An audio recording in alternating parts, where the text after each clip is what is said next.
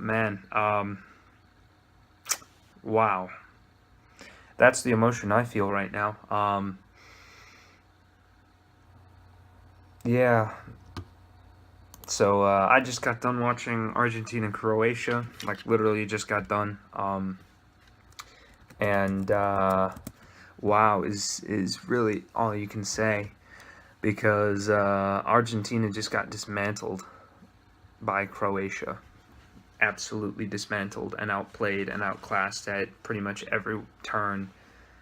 And from a going complex, they just Croatia just had the better midfield.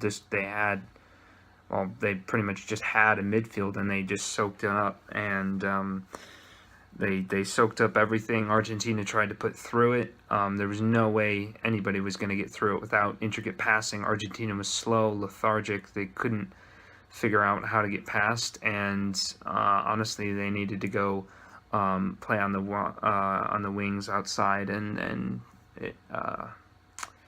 they just couldn't. They couldn't get past it, and it's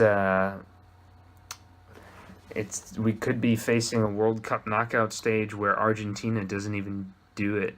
And I thought Argentina would at least get out of the group stage, but and struggle maybe in the knockout stage, but never thought they wouldn't make it through the group stage. So yeah, this is very interesting and intense, and Group D is going to be interesting and very telling, because Croatia are through, and so only one of my sort of feel-good teams can make it, and that's either Argentina or Iceland. And to be honest, I'd rather it be Argentina for Messi's sake, but I don't know. Seeing Iceland go through would be really nice too, but I don't know if Argentina can even get it done. They'd have to win against Nigeria, and Iceland would have to draw or lose to Nigeria, I think, in order for Argentina to have a chance. But Iceland are a solid side, and against an attacking side of Nigeria that's probably not as great as Argentina. But then Croatia is also. They seem to be doing rather well, so they're a force to be reckoned with, for sure. Excuse me. But there were two other games today. We started off with Denmark and Australia, who fought to a 1-1 draw. And then France played Peru, and Peru reportedly had more possession. They seemed to huff and puff and just couldn't get the job done. Which is sad because Peru is then knocked out of the tournament, which sucks. They haven't even scored a goal, so and they've only given up, the losing goal, 1 goal each game. So sad for Peru because you'd like to see them succeed, but Peru and Argentina Egypt are two teams that have just come back after long stints away, and it's just sucks for them, but hopefully they'll be back and we'll get to see those feel-good stories more. But yeah, so as far as matches are concerned for tomorrow, we've got Brazil, Costa Rica starting at 7 in the morning, and then Nigeria and Iceland at 10, which is probably the one I'll be watching. After that, we've got Serbia and Switzerland playing. And let's see what the significance of Serbia. Okay, so Brazil or Switzerland could use a win.